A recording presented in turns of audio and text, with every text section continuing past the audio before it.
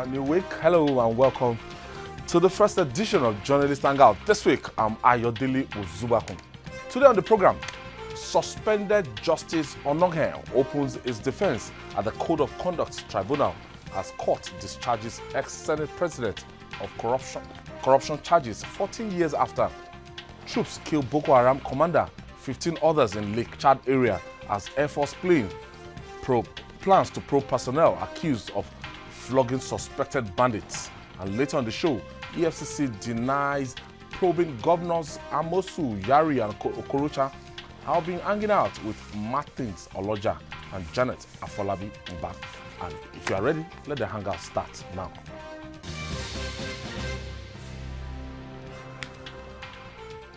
All right, before we start today's show, I'd like to say a big congratulations to the commander of the Rapid Response Squad in Lagos. The information just reaching us that used to be Assistant Commissioner of Police Olatunji Disu has just been promoted and is now a Deputy Commissioner of Police. He's the commander of Lagos State RRS and he has won both international medals, both locally and internationally. And why he held sway in RRS, it was like a reference point. Yeah, definitely. Yeah, definitely. You know, we were saying so that, you know, they are different. These RRS operatives are different. And they bring respect to the police force. And when we are talking about the other arm, I don't want to mention any arm that they do all sorts of things. You say RRS, there have been so many witnesses. There has been testimony about what they do to help people recover even lost telephones, to give even fuel to people who are stranded. If you have breakdown. Yes, you have breakdown, you're stranded. Then they assist quietly and they don't make noise about their achievements. But people see what they do, and that is very, very good. And I think their models should be studied to bring respectability back to the Janice, have you had any interface with this police squad, special police squad in Lagos, RRS?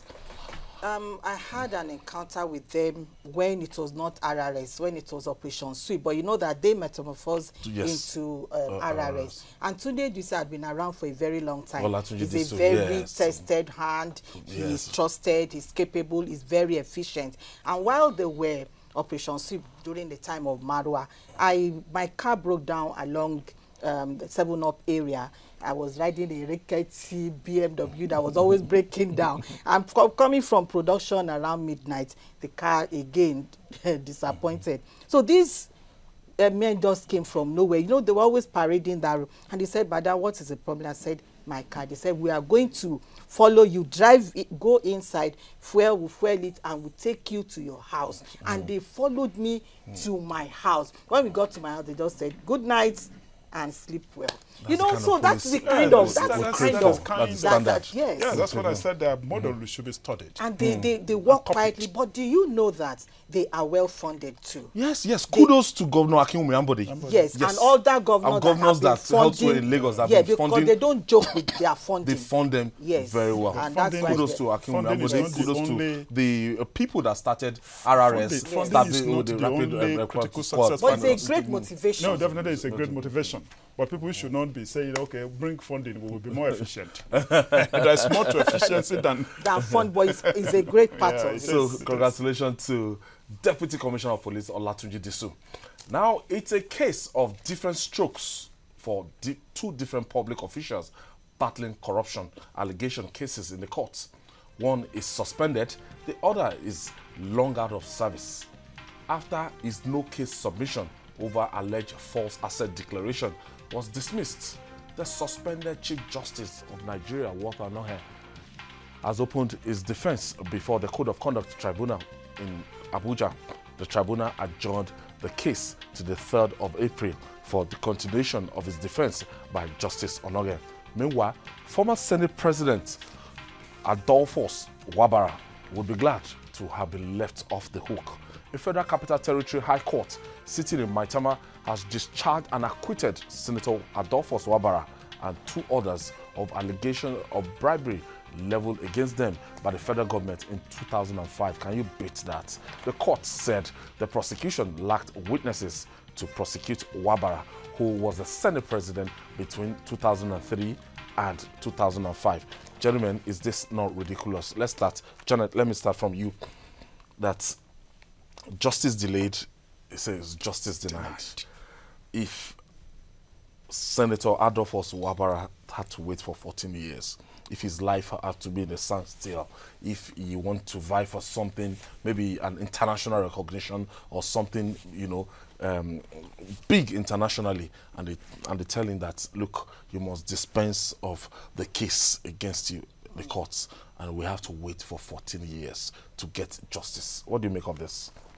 The good thing is that the case has ended. It has taken a very long time, 14 years. There are cases that are even pending. There are people in prison awaiting trial for 30 years, for 25 years. And there are cases that are even worse because they are awaiting the trial. Adolphus is outside. Outside. A free man. Yes, a free man breathing fresh air and living comfortably in his house. However, that is not to say that the case should have been delayed. The psychological effects. Yes. That you said he will be glad. To say he will be glad is an understatement because his birthday is on June 1st, and I'm sure he's going to celebrate it in a manner that he will say to that case, rest in peace. You know, Adolphus was the 4th Senate president. Yeah. Between 2003 and 2005. And for 2 weeks, he had these onslaughts from his fellow senators who wanted to remove him by all means. But somehow he survived it. He survived it, and then, but this case went to court since that time over allegation of bribery. So today the judge is saying that there is no evidence. There are no witnesses.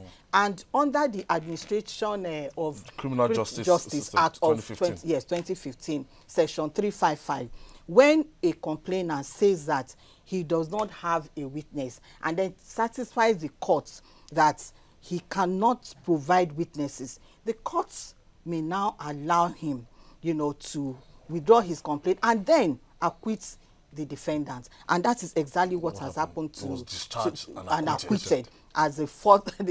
And you know that we have had 7 senators. Maybe I should just digress a little for the benefit of people who don't really know the history of Senate presidents in this country.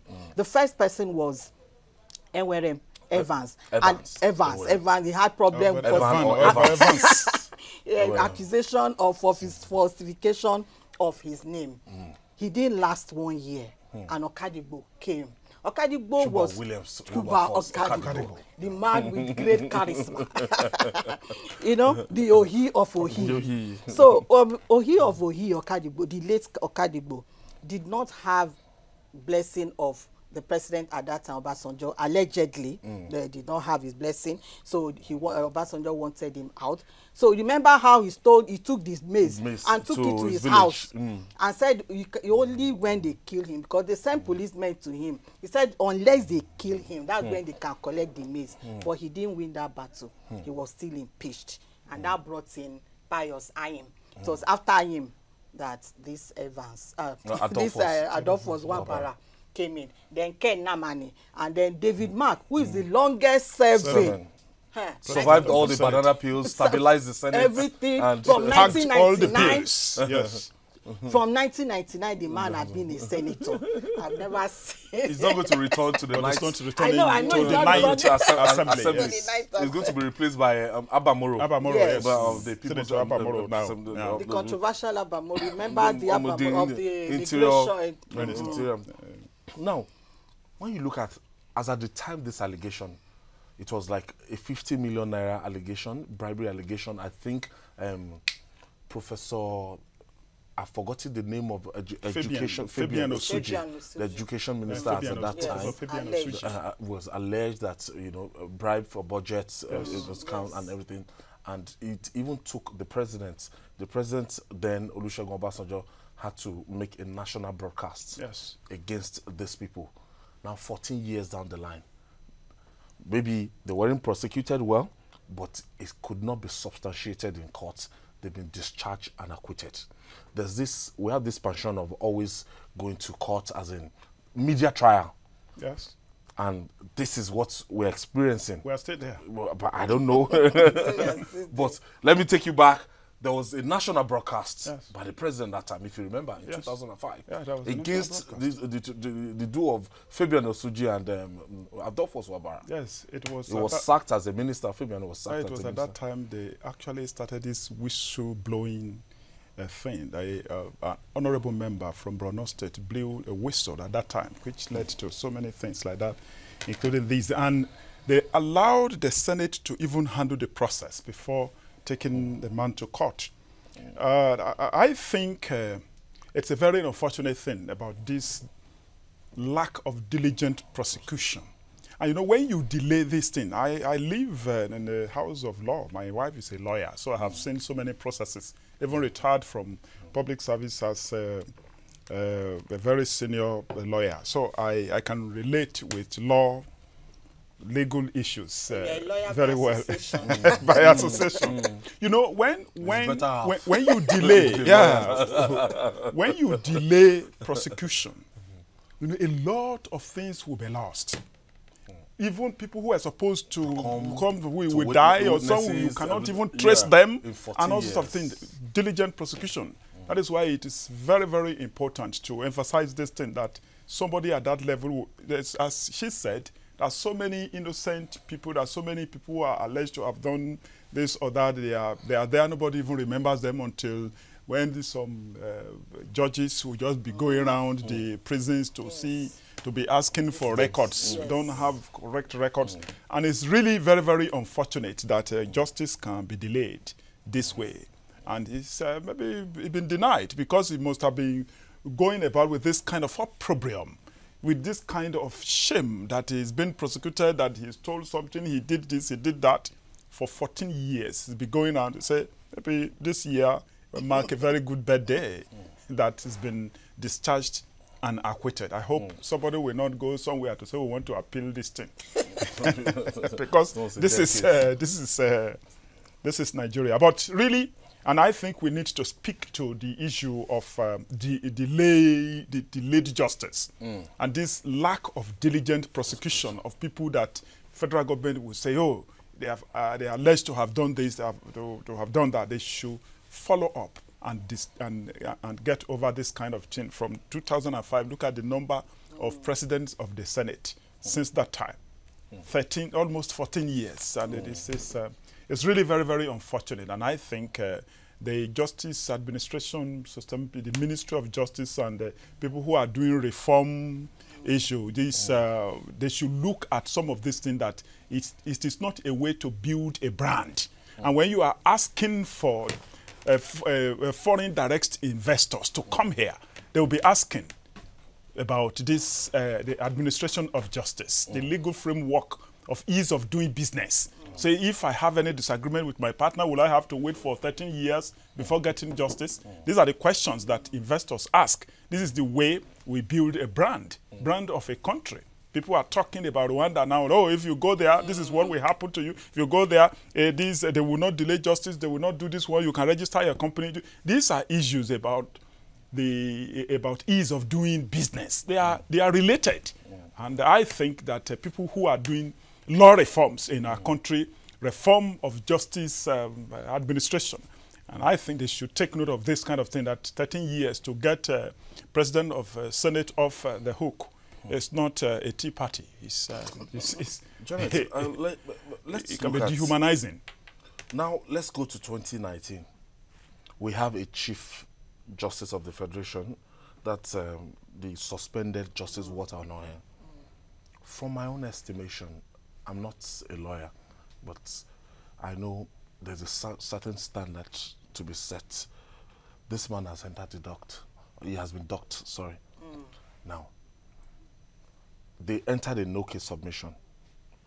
The court said, no, you have a case to answer, and they are continuing with the trial. Ultimately, I don't want us to go to the merit or the demerit of the case.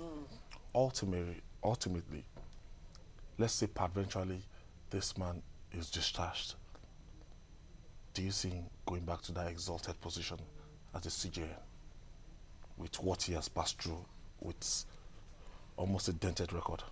The option will not, well, he didn't put himself there in the first place. So the question of going back is not him the question should be to those who appointed him. Would they still appoint him? Will he still be there? That's the NJC, would they give him the same clean bill of health if they cut? Yes, but the stain, if eventually his case is like this Adolphus Wabara, and he says, go, and you have no case, you have no sin, no matter how much they want to manage it, the damage had been done. Frank Odita is a retired commissioner of police, and he was a first PRO during ATA, when ATA was the IG. He told me in one of the interviews I had with him that when you condemn a man to a death sentence, for instance, then you take him to that condemned cell, after 1 hour, maybe the lawyer or the judge finds out that the guy is innocent, and you bring him out, that he can never be the same again, mentally. So it's the same answer that I'm going to give you with Onoge. If tomorrow they say he has no case to answer, Onoge can never be the same again, psychologically and mentally. Remember, he's a senior citizen in the sense that he's in his 70s. You understand? So at that level, the way people react to things, if we were younger, maybe in his 30s, he does not care. When my son was about to repeat, the teacher said, allow him to repeat now. He will not remember that he repeated because he's still young. If you allow him to go to senior class and repeat, that shame will be in his memory. But at age 5, he will not even remember. And he doesn't remember anymore that he repeated from class 1. So it's the same thing. The older you grow, the more it is difficult for you to let go certain things. That's why some people find it difficult to forgive. But forgiveness itself is healing if you let go. But age does not allow many people to do that. Already, I don't know. This is not a court of law. But whatever might have happened, it has been painted in certain lights. The media played part. I can't trace the history of media trial in Nigeria, but the media played a major role. And there's this nexim in our law that is innocent until proven guilty by a court of law. So the burden of proof is on the accusers. But in Nigeria, so far you just make the headline, the next day, you might be monocled and anything, the next day, people just assume that this is, at the end of the day, maybe 4 or 5 years, like Wabara we're talking about. Yeah. And you know, conspiracy theorists will tell you that it was intended to be so. Well, let's damage this brand first. Once we damage the brand, and that was what led to media trial of $3 million in his account and so many other 55 houses and all those things like that.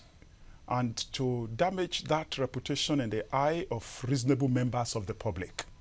And once it is damaged like that, damage control, damage retrieval, damage control is difficult in this kind of situation. That is why when you see him, when you don't need to be a psychologist, when you see him at the tribunal, when they dock him, you know, so many things. One, we in the media, a section of the media that published all those kind of things, I don't know what he will do if when this thing is over, that we accepted data. I wrote an article on it, that when good journalism doesn't matter. If you Google it, you'll find it, that what we did without verifying such a data, and we just published that this about the Chief Justice of our own country, that we didn't do any justice to that kind of story without verifying, because prosecution now proved that no, he didn't have $3 million in his account, and this amount of money is published, and he didn't have 55 houses. He had 5 houses. The federal government gave him 1. And look at what has been done. Not many people will even read the story of these 5. If you go on Google, you will find 55 houses in his name, $3 million in his account. You remember a senior advocate of Nigeria even said, look, I have been practicing so many years, and I don't have I don't have $10,000 in my account that anybody who has this amount of money. You know, they did so much damage to the name of the Chief Justice of Nigeria. And that is why I want to believe that it will be very, very, very difficult for him to just get back like that, because they must have even destroyed the confidence he has in himself. And this is very, very critical. And I think that we should learn some lessons from this thing. People who manage, people in authority, people who are prosecuting, people who are doing this thing. You know what? A day before the election, he was dogged. While the international observers were on ground, international observers, that was the first time he was dogged. When he was there at the tribunal, international observers, international this and that, international journalists were here. He was dogged that day. And a few days before that time, there was a ruling that he should be arrested. There was an order to the Inspector General of Police and another order to the DG, as I said, that he should be arrested. Now, all these reports have combined effects on the reputation, on the brand. It's very important to state here clearly that we are not indicting anybody. No. Exonerating no, it's not exoneration. We are talking about. This is not a court of law. No. It's not a court of law. That is the at the end of the day, after the judgment, yes, we can know. Maybe yes, we can know. It's actually guilty of what he was guilty of. But that's some facts. So, this journalism, facts are sacred. There were allegations that we published in a section of the media that he had this, he had that. But his prosecution had concluded the case, which we also published that, after all, that he didn't have $3 million in his account and he didn't have 55,000. These are facts that are sacred. We do not know what they want to do with the facts, but we are some other infractions. Yeah, definitely. We have nothing to do with that one now, but we are discussing those facts, which are sacred. Nobody is above the law, including Onogen. Yeah, definitely, it is not. So I think that if he's found guilty, he should face the law. If there is enough evidence to jail him, he should go to jail, because it's not above the law. That is my position. However, I also want to say that when you allege, make sure you have damning evidence. Don't be in a hurry to charge people to court. Do your homework. Take your time. In America, people take 20 years to gather information that by the time they catch the person, it will be difficult for him to wriggle out. That's the kind of investigation I want us to do. That is very, very, what he's saying is very, very important. We are also talking about the Chief Justice of Nigeria, not just anybody. He is not above the law, but the office is symbolic. It is Chief Justice. If you want to investigate, if you allege that the Chief Justice of Nigeria did something, that he had this amount, I think in this kind of digital age where you can easily get evidence, I think there shouldn't have been any need to rush into publishing all those things like that and saying that, oh, he had this, he had that. It's the Chief Justice of Nigeria. I think that should be noted. For corruption trials, if you were around during the when EFCC was established in 2004. Yeah. I was around. I didn't go anywhere. No, you might have been around. Now, I remember those days, we'll go to courts, and under Nuri Badu, the first thing is that the EFCC officials, they will even come to you, they will ask you, have you taken your shot? If you're a cameraman, they will ask you, did you get the shot? Yes.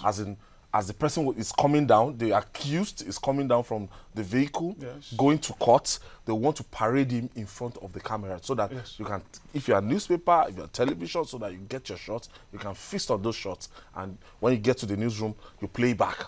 Sometimes they will even ask you that, okay, you weren't opportune to get the shot when it was coming down, so maybe when is entering the car.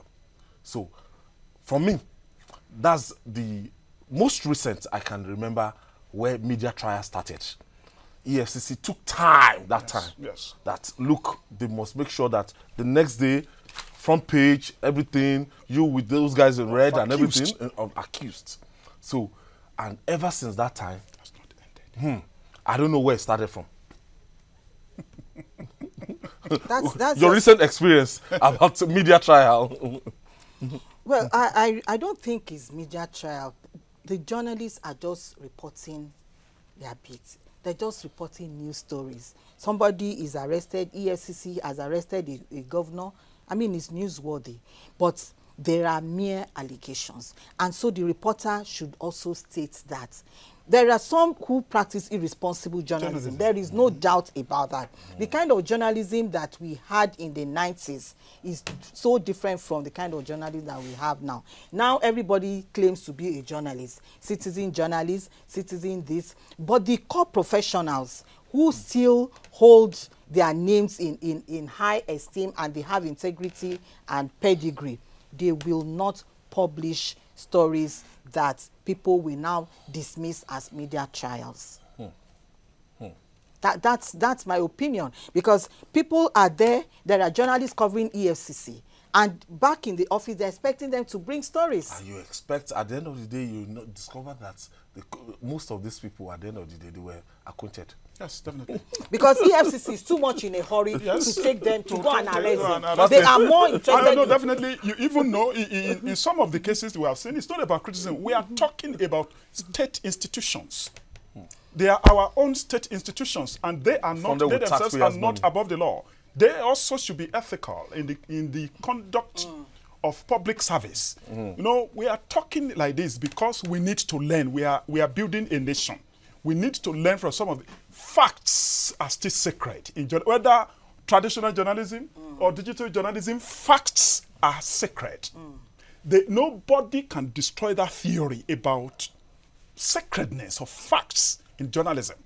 So I think we need to learn some lessons, the way we display faces of suspects, the way even just go to the bus stop, round up some people. Next day you parade them. You see them on the front pages. You see them, but you know, I think there's even a judgment against that. Yes, and even some minors. We display faces of some minors. There are laws against this thing, even Child Rights Act, and so many acts that we just flout now because nobody is prosecuting us for doing certain things. And I think we need to learn some lessons about the way we are building this nation, the way we are also building state institutions, that we are associating with some unethical conduct and so many things like that that will not build this nation. And I think we need to learn some lessons from that. You want to add something briefly? Yes, because a personal experience or maybe a corporate experience. We were charged to court for sedition, and at the end of the day, the case was dismissed. Keyamu, Festus Keyamu came and volunteered to be our lawyer. We're all journalists, the publishers of Insider magazine at that time, and they accused us of sedition, writing a cover story against the president and his vice president at that time, 2003. And we were tried to court, this Yaba Magistrate Court. We were almost sent to jail until Keyamu appeared and decided to get us bail. And then we started going to court. The prosecution were not coming anymore. No more evidences. After like 6 months, the judge just struck off the case and said... Whereas during the Second Republic, Justice Olatawura dismissed sedition, that it should not be found in a democratic society. That was what Keyamu argued. Yes. That was Justice Olatawura. Yes, that was during the Second Republic, when a case like that was decided in the East. Yes. You know, it should not be found in a democratic society. Yeah. And they still charged them with sedition when sedition had died. When we return, I mean the law. When we return, troops killed Boko Haram commander, 15 others in Lake Chad area as Air Force plans to probe of personnel accused of flogging suspected bandits. We'll be right back after this time out. It's still Journalist Hangout. Please stay with us.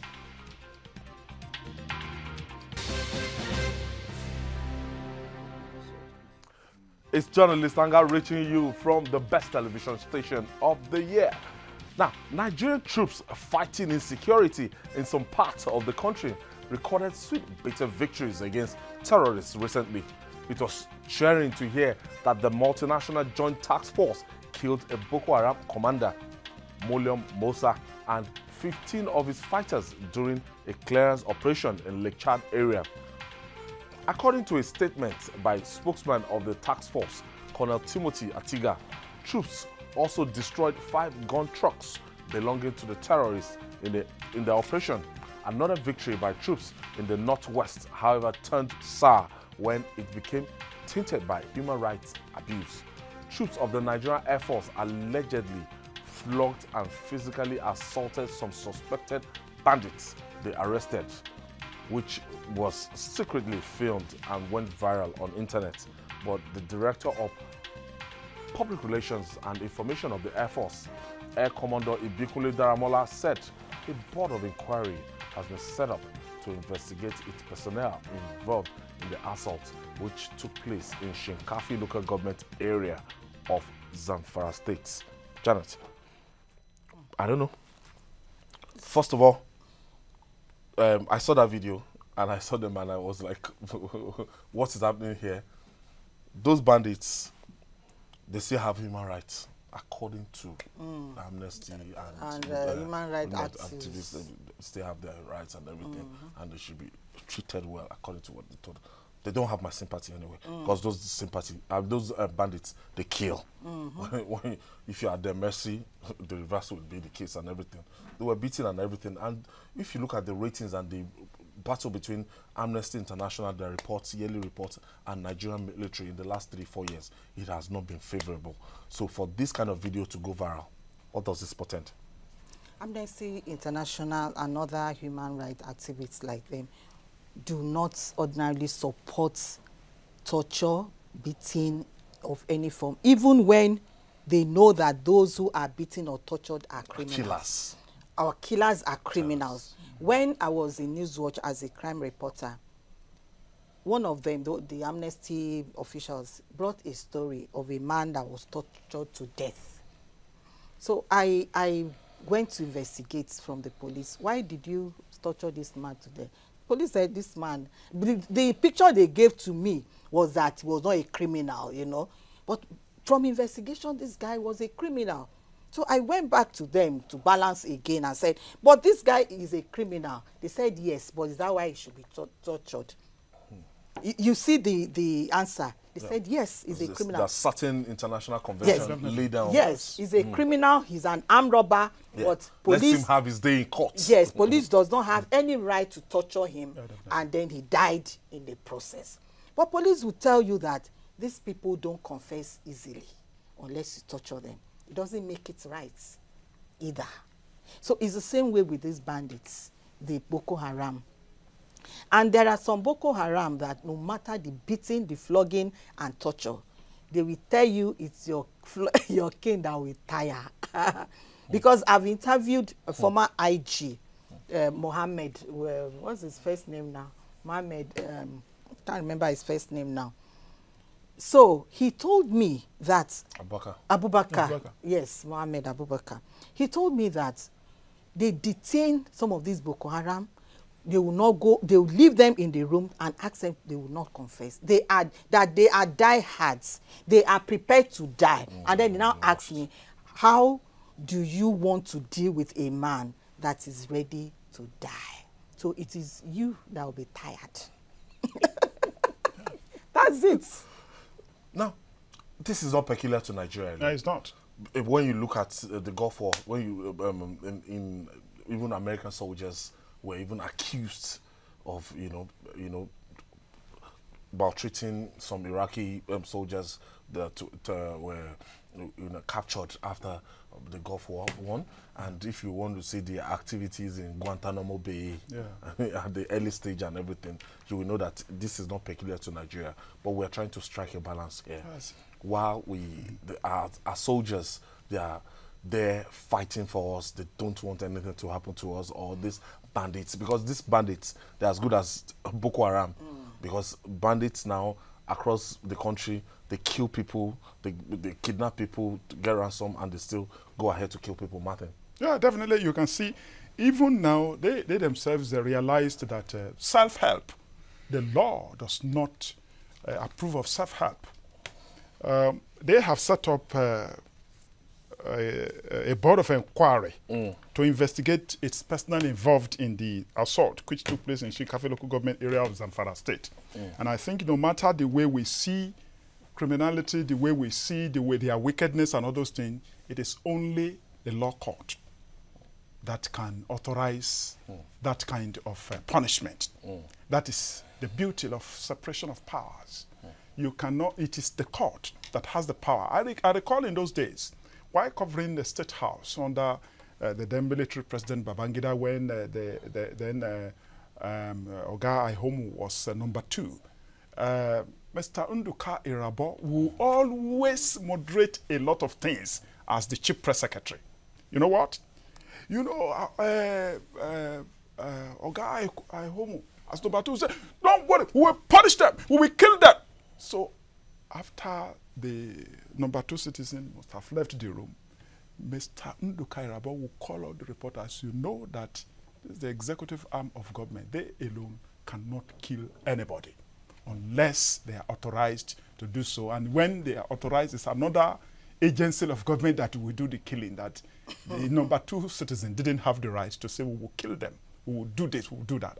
I'm saying this thing as part of the way we even report, the way we do all sorts of things like that, like some of these damage that they control now, that this was what a press secretary did how many years ago? More than 30 years ago. So this is a thing we should note, that no matter what, when you arrest, they are suspects. We cannot even call them criminals. They are suspects. We only call them bandits. They are suspects. And we should bear this one at the back of our mind, that no matter what, they are suspects. And that you cannot take the law into your hand. You cannot resort to self-help in punishing them unless the court authorizes you to do so. On the other hand, we've been recording a kind of progress in terms of fighting our joint multinational joint task force. They've been making some inroad in the Lake Chad basin lately. How will you react to this positive development? It's a positive development, but I hope that it's not 1 step forward, 2 steps backward. That's how it's been over the years. That's how it's been. The commander is always killed. The commander is always killed. But the military, they have to justify the resources that is being pumped into fighting Boko Haram. You know, and you know, this is an unending war. It reminds me of the days of being a reporter. When you're a reporter in those days, they tell you to go and write international stories. So all the stories of Sudan war, Rwanda war, all the wars, they were unending. So this, I never imagined that in Nigeria, somebody will be reporting this story as a reporter, that we too are having this unending crisis of Boko Haram, of terrorists, and worse still, unlike the other countries which were rebels, you know, trying to take power.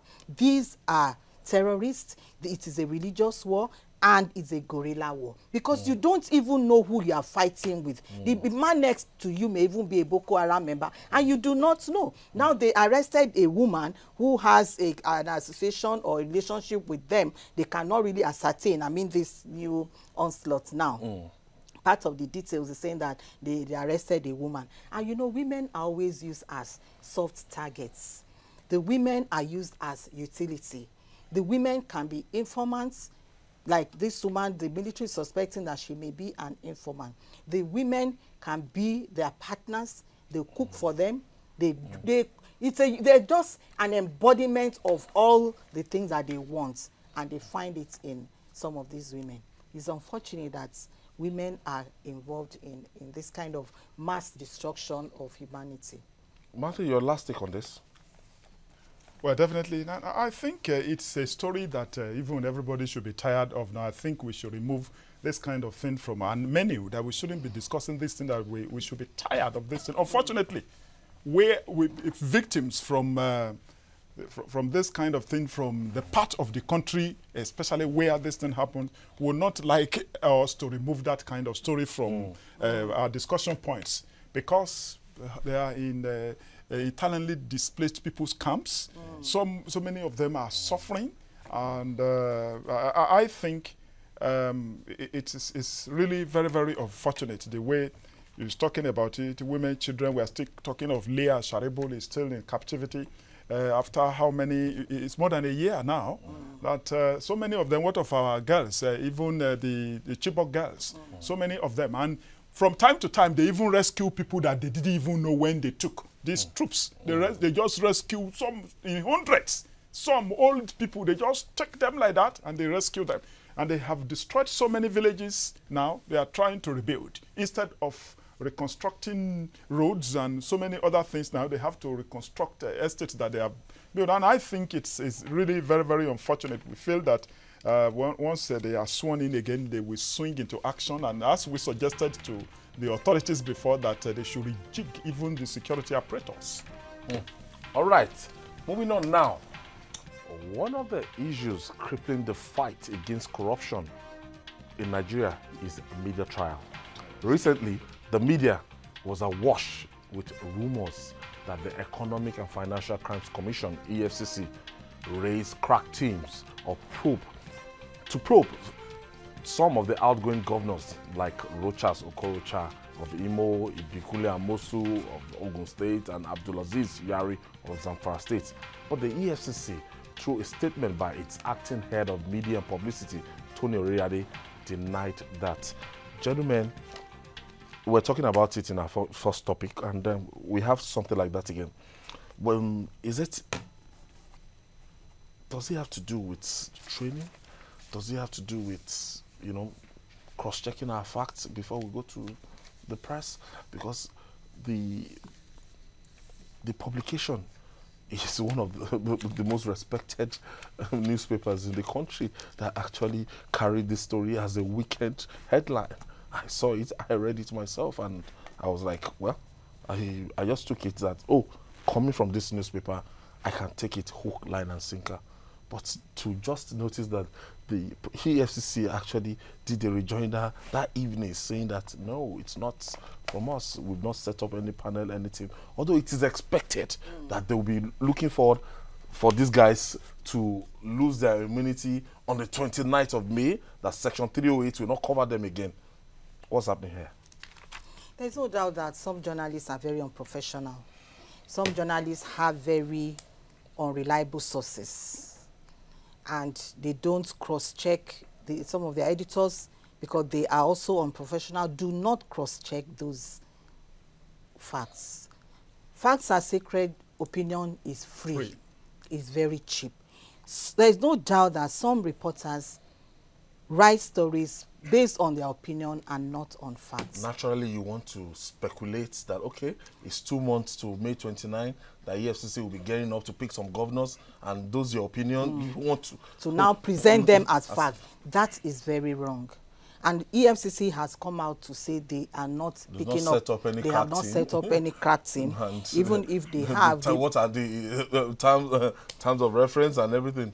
It's unfortunate that journalism has gone the way it has, because you cannot compare the standard of journalism now and the journalism that we practiced when we were reporters. Like Martin, when you were a reporter, it was journalism like this. Definitely not. It was not. A lot of people are lazy. And those days, there were gatekeepers. There were like 3, 4, 5 gatekeepers. So when you bring a story, for instance, it goes first to your own sectional head. For instance, maybe crime head. He looks at it, he passes it on to maybe the general editor. The general editor looks at it, passes it on to another director, then to the final, maybe the publisher, not the publisher, but the editor-in-chief. So you can see that 4 people are looking at this story, and they will spot out any fake news, if there is any. And they also have their contacts. They can easily call EFCC and say, is this thing going on? Let me give you an example. I used to cover NDLE when I was a reporter in News Watching, when News was a place to be.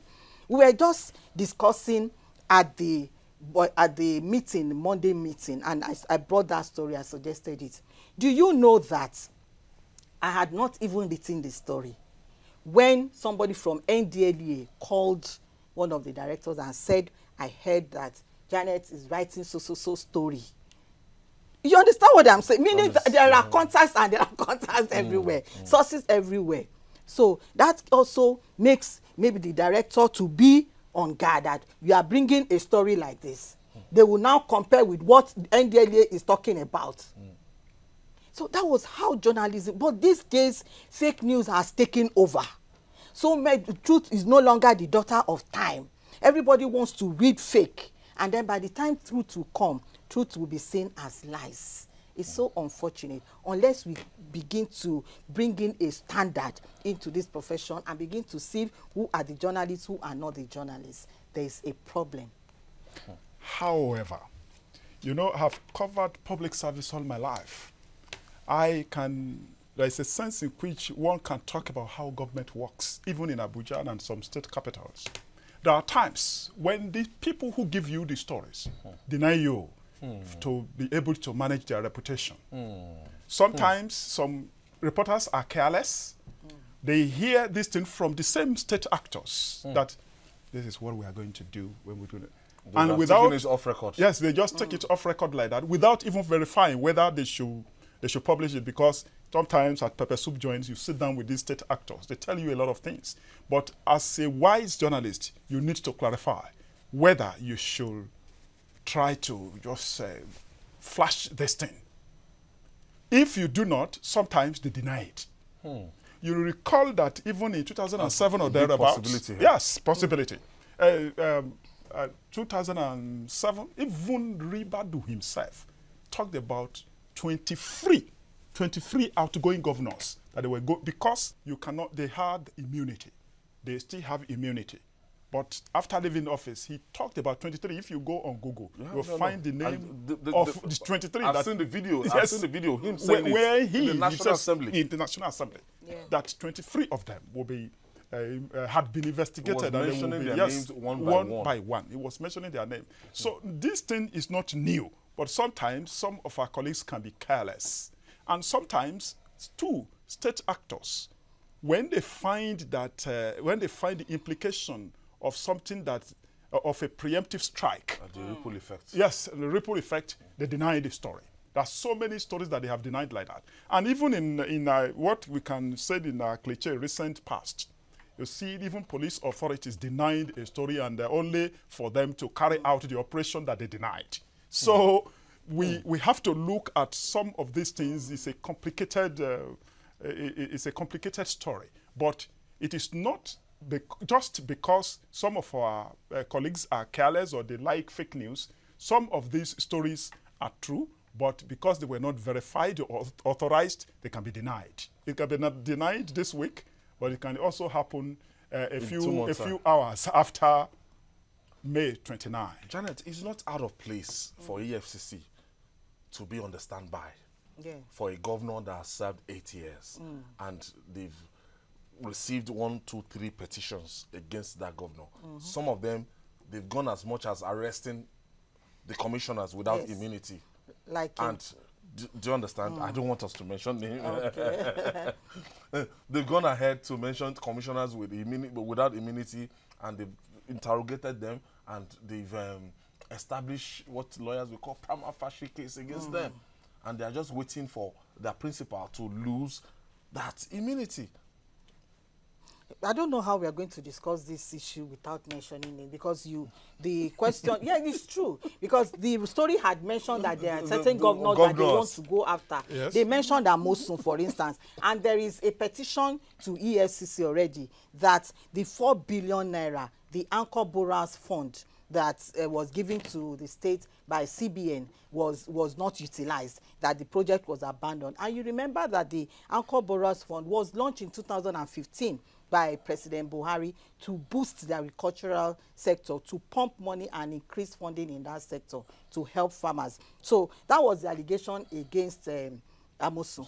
And for Yari, they're saying that 500 million, the Paris Club that was given to states, was diverted.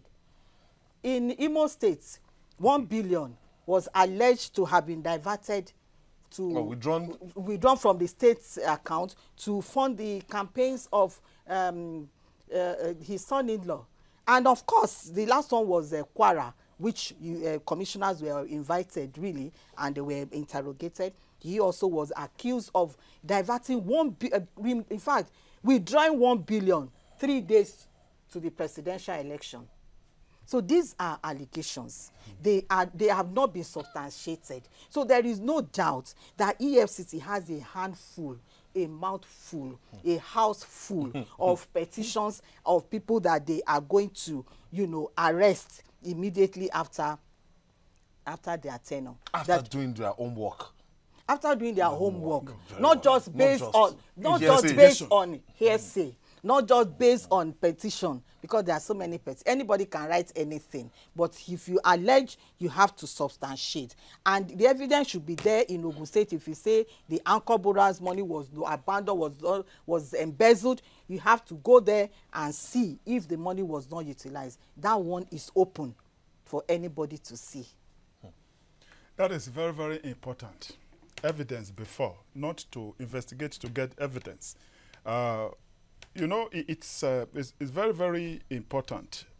What I said earlier, that you can see from her own analysis that while it is good at this time that EFCC has denied that it planned to do something, it's also possible from what you have seen now, but at the end of the day, everything is about public service. It's about fighting corruption. And it's about... So it's not out of place if they are planning to arrest them. If they are planning to arrest, but if they didn't authorize the preemptive strike story that was published, well, it is their responsibility, which they have done now. It's the media house that is the reporter. Yes. The media house will be the fall guy. Yeah, the fall guy at the end of the day. And I think what they have done with their reputation is good and it's allowed. Reputation management. Somebody has been thrown under the bus. Yes, definitely. And you had to deny it. Sometimes you deny some things like that to protect the state. Or to protect your job. Sometimes PROs, deny the state and the job. What is it? What is but the PRO too wants to protect his job. To protect his job. But the PRO will not say what is not authorized to say. He may have leaked it to the reporter. Yes. We have cases. That's what I was saying. We have cases like this since 1999. Yeah. 2007, after the first set of governors actually left office. Yes. And some of them, the trial still going on. It's still going on. Senator-elect Orji Zokalu. It was at that time, I didn't, they started the one of Dariye. Orji Zokalu is now a senator-elect. It's a senator-elect. And the trial has, been halted. And so many of them like that. And we're looking at now, and they've not been able to conclude these cases. No, definitely. Since 2007. You know that we've talked several times here about investigation before prosecution. And it was James Ocholi, now the late James Ocholi, when he was facing Senate screening for ministerial appointment. Okay. And he talked extensively to the extent that people suspected that he was going to be the Attorney General.